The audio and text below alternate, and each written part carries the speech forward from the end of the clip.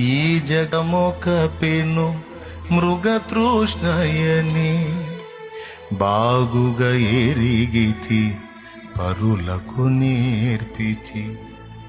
మృగతృష్ణ అంటే తెలుసా? ఎండమావి అని అర్థం. ఈ జగం ఒక ఎండమావి లాంటిది. ఇందులో దాహం ఎంత తీర్చుకోవడానికి ట్రై చేసినా దాహం తీరదు, తృప్తి కలగదు. ఈ లోకం అలాంటిది, ఈ శరీరం అలాంటిది. తినుట చేత కడుపు తృప్తి చెందదు, వినుట చేత చెవి తృప్తి చెందదు, చూచుట చేత కన్ను తృప్తి చెందదు, అనుభవించుట చేత శరీరము తృప్తి చెందదు. దాన్ని తృప్తి పెట్టే కొద్ది ఇంకా ఎక్కువ అవుతుంటది. దాన్ని సంతోష పెట్టే కొద్ది ఇంకా వాంఛలు అధికమవుతాయి తప్ప కంట్రోల్ కావు. ఈ జగమొక పెను, పెను అంటే పెద్ద, మృగతృష్ణయని అంటే ఈ జగం ఒక పెద్ద ఎండమావి అని బాగుగా ఎరిగితి పరులకు నేర్పితి.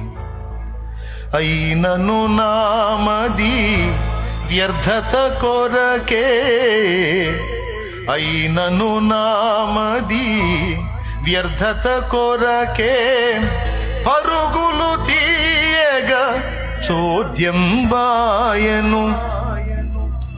అది పనికిరాంది కదా, పనికి మాలింది కదా, హేయమైంది కదా అని తెలుసు.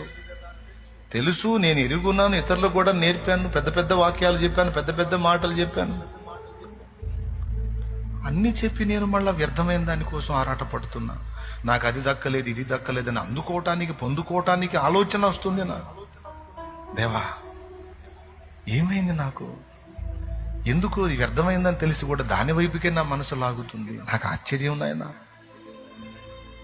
ఈ జగమొక పెను మృగతృష్ణయని బాగుగా ఎరిగితి పరులకు నేర్పితి. ఈ జగమొక పెను మృగతృష్ణయని బాగుగా ఎరిగితి పరులకు నేర్పితి.